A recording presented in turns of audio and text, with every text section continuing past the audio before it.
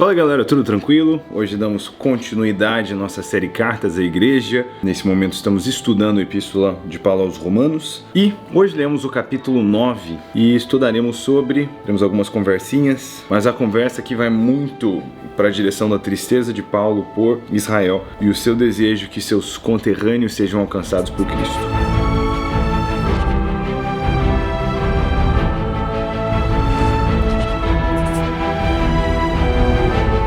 Digo a verdade em Cristo, não minto. Minha consciência dá testemunho comigo, no Espírito Santo, de que eu tenho grande tristeza e incessante dor no coração. Porque eu mesmo desejaria ser amaldiçoado e excluído de Cristo por amor de meus irmãos, meus parentes segundo a carne. Eles são israelitas e deles são a adoção, a glória, as alianças, a promulgação da lei, o culto e as promessas. Deles são os patriarcas e deles descende o Cristo segundo a carne, o qual é sobre todas as coisas, Deus bendito eternamente. Amém. Então ele começa assim, eu acho interessante já fazer a pausa aqui, eu vou interromper a minha própria leitura para destacar, qual é o coração de Paulo em dizer essas coisas. Para todos aqueles que tiveram ou têm contato com judeus ou pessoa da ortodoxia, ou já leram alguns materiais anticristãos ou antimissionários, sabem qual é o sentimento de que judeus têm em relação ao apóstolo Paulo, sobre o próprio Cristo e o Novo Testamento de maneira geral. Mas eu acho que vale destacar o coração de Paulo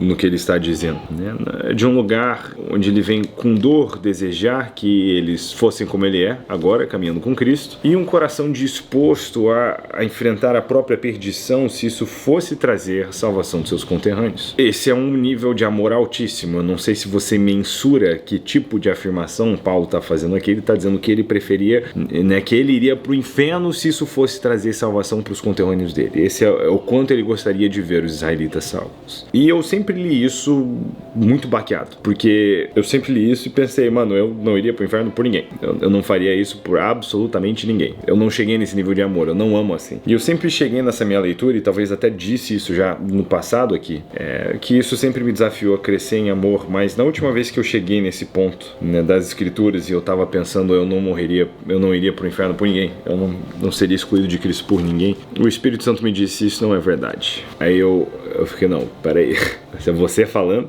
mas quando ele disse não é verdade, como assim? Eu não consigo pensar. E o Espírito Santo me perguntou, ele falou, você está me dizendo mesmo que você não seria, não enfrentaria a perdição se isso fosse salvar, sua esposa ou seus filhos? E numa matemática rápida, eu com certeza faria isso por eles. E quando eu percebi isso, o Senhor falou comigo alto e claro, ele falou, aí que tá, você só precisa aprender a amar os meus filhos como você ama os seus. E aquilo me pegou bastante. Então eu ainda tô precisando crescer em amor, mas agora eu não tô questionando essa capacidade de amar, não quem eu quero, mas o quanto eu preciso me entregar ainda ao amor que está inscrito em Cristo e o espírito de amor que nós recebemos nele. Mas ele continua dizendo, não é o caso de a palavra de Deus ter falhado, porque nem todos os que são de Israel são israelitas, nem por serem descendência de Abraão são todos seus filhos, mas por meio de Isaque a sua descendência será chamada. Bom, e aqui no versículo 7, ele está referenciando Gênesis 21 no versículo 12. Isso é, não são os filhos naturais que são filhos de Deus, mas os filhos da promessa que são contados como descendência. Porque a palavra da promessa é essa, por esse tempo virei e Sara terá um filho. E não somente isso, mas também a Rebeca que concebeu de Isaque, nosso pai, pois os gêmeos ainda não tinham nascido, nem praticado bem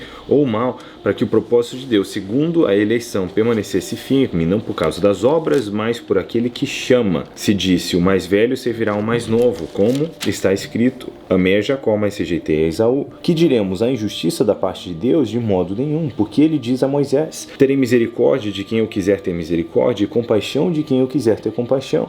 Assim, isso não depende da vontade, nem do esforço de alguém, mas de Deus mostrar misericórdia. Pois a Escritura diz ao faraó, para isto mesmo te levantei, para mostrar em ti o meu poder, e para que o meu nome seja anunciado em toda a terra. Portanto, ele tem misericórdia de quem quer ter, e endurece a quem quer. Então me dirás, por que Deus ainda se queixa? Pois quem pode resistir à sua vontade? Mas quem és tu, ó homem, para argumentares com Deus? Por acaso a coisa formada dirá o que a formou, por que me fizeste assim?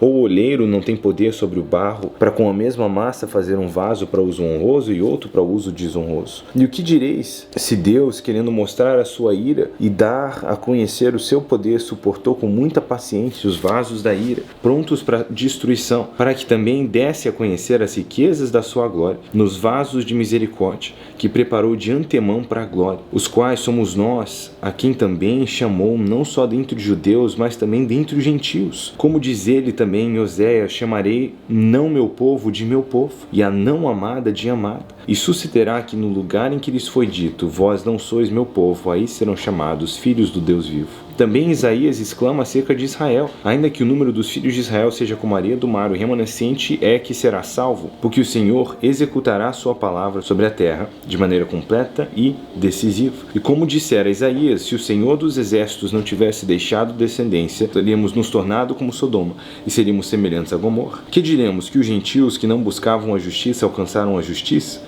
Mas a justiça que vem da fé. Mas Israel, buscando a lei da justiça, não alcançou essa lei. Por quê? Porque não a buscaram pela fé, mas com base nas obras, e tropeçaram na pedra de tropeço, como está escrito: eu ponho em Sião uma pedra de tropeço e uma rocha de ofensa, e quem nela crer não será envergonhado.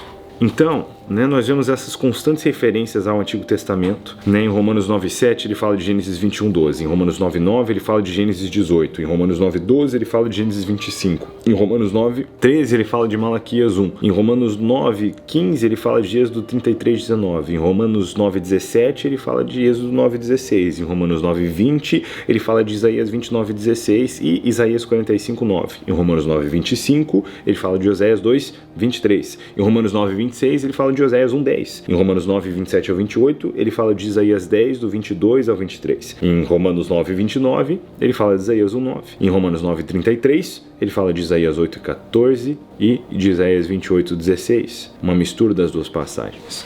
Então não tem como dizer que Paulo necessariamente está indo numa ideia original e nova. Ele está constantemente citando o Antigo Testamento, é de onde ele está tirando os recursos sobre o qual ele está falando. São muitas referências, e o próximo capítulo vai seguir a mesma pegada. Na verdade, literatura paulina segue essa pesada. A gente está acompanhando um camarada de formação farisaica, alguém versado no Antigo Testamento, e essas não são ideias onde a fonte são vozes da minha cabeça. Mas, obviamente, o desejo de Paulo é que os israelitas sejam alcançados e que eles não percam o bonde do Messias. Deles são patriarcas, deles descende o Cristo e deles a adoção.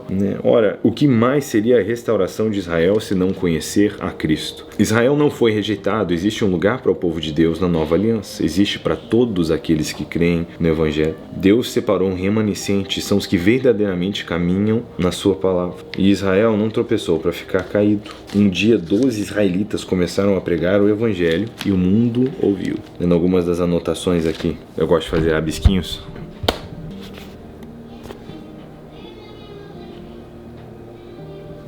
Mas aí a gente já está se adiantando pro próximo vídeo, Aqui, Abraão creu e isso lhe foi acreditado como justiça. Deus não faz acepção de pessoas. Esse texto ele pode trazer um pouquinho de confusão e é justamente o que Paulo fala. Peraí, se é Deus que está determinando o que é vaso de quê, o que eu vou fazer então? No fim das contas, Deus não faz acepção de pessoas. Jacó e Esaú foram escolhidos e rejeitados por suas escolhas. A gente vê isso em Malaquias 1. Obras são frutos da fé, mas é inegável que o Senhor faz o que Ele quer e que o que Ele quer é bom. Salmo 115, no versículo 3, diz que o Senhor está nos mais altos céus e Ele faz o que Ele quer. Então, o versículo 30, ele traz explicação. Israel não buscou a fé e a justiça vem pela fé. Os gentios não podiam se apoiar em obras, porque eles não tinham obras para se apoiar. Eles não tinham a lei mosaica, a aliança mosaica, eles não tinham nada. Então, eles encontraram a justiça pelo caminho correto, o caminho da fé. E essa aqui está o lance, não é uma acepção de pessoas, é uma acepção de atitudes, como era o caso de Esaú e Jacó, como é o caso de Israel e os gentios. Eis a pedra de tropeço colocada em Sião, mas quem confiar nela, quem crer nela, não será envergonhado. E como disse Isaías, o meu não povo será chamado do meu povo. Algo que nós vemos, e esse é o coração da nova aliança. O verdadeiro judeu é o que é internamente, não externamente. É o coração circuncidado mais do que a carne circuncidada. E no próximo capítulo nós vamos entrar mais sobre isso. Mas isso deve projetar em nós duas coisas. Eu acredito, como um gentio, lendo isso, provavelmente conversando com outros gentios. Primeiro, nós temos que ter no nosso coração uma gratidão profunda pelos israelitas que se colocaram a pregar o evangelho do reino pelo mundo. Em segundo lugar, essa gratidão, por como gentios fazer parte da promessa a Abraão. Em segundo lugar, uma dívida de gratidão que nos faz desejar que Israel seja alcançada, que os judeus pelo mundo possam voltar o seu coração a Cristo e crer nessa pedra e não tropeçarem nela, porque aqueles que confiam nessa pedra não serão abalados. Esse é aquele o qual Moisés falou, a gente vê em Deuteronômio 17, 18 os episódios, eu não lembro se é o 17 ou 18, mas que ele fala que um profeta semelhante a ele, que é um legislador, seria levantado do meio de Israel e que Israel deveria ouvir o que ele tem a dizer, e que se eles não ouvissem, eles seriam cobrados por Deus por isso. Então, como nós desejamos a salvação de todos os povos, desejamos também a salvação de Israel, porque por mais patriótico que você possa ser e amar o que Deus faz no seu país, nunca se esqueça, o evangelho ele é importado. E ele alcançou o mundo inteiro por um movimento que começou nas ruas de Jerusalém. É isso. Deus abençoe, a gente se vê no próximo vídeo. Valeu, falou!